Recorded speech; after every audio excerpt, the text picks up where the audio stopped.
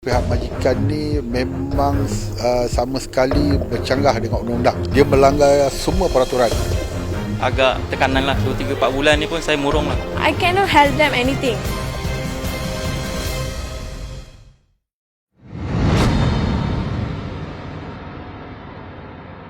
Hanya sebulan sebelum bakal mendirikan rumah tangga, Muhammad Syafiq Mukhlis menerima notis pemberhentian kerja daripada majikannya YTL Simen.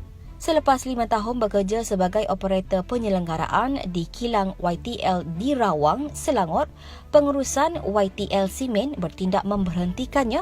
Itu pun ketika Perintah Kawalan Pergerakan Bersyarat masih berkuat kuasa untuk membendung wabak COVID-19. Buat masa ni saya nak kahwin. Lepas tu dapat taruh pasal ni agak tekanan lah. Agak tekanan agak lah. Lepas tu saya pun tak tahu nak cakap lah. Kalau 2-3-4 bulan ni pun saya murung lah. Dengan pula perempuannya kan. Nasib baik lah dia orang boleh terima lah. Lepas tu buat masa ni saya tak ada kerja apa-apa lah. Pada 4 Julai nanti, majlis perkahwinan Syafiq akan berlangsung. Tetapi beliau resah memasuki alam berumah tangga sebagai seorang penganggur akibat kezaliman YTL Simen. Saya pun sijil pun tak ada. Pelajaran pun tak tinggi.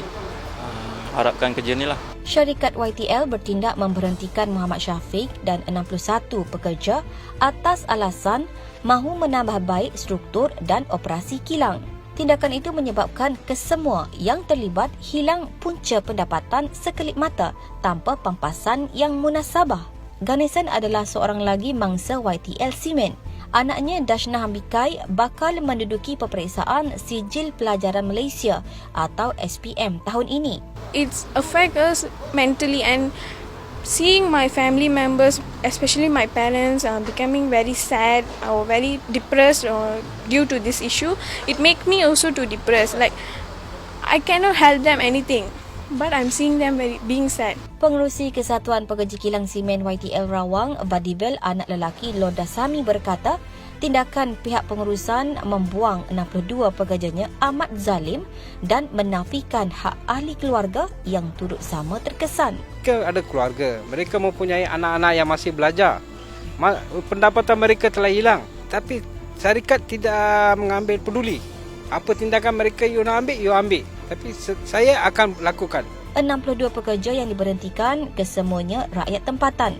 Mereka diberhentikan tetapi kilang YTL Simen di Rawang terus beroperasi kerana pekerja asing tidak terjejas. Pekerja warga Malaysia diberhentikan tetapi YTL terus mengekalkan pekerja warga asing. Kita ni pekerja-pekerja yang diberhentikan ni pun pekerja yang lebih daripada 20 tahun kata.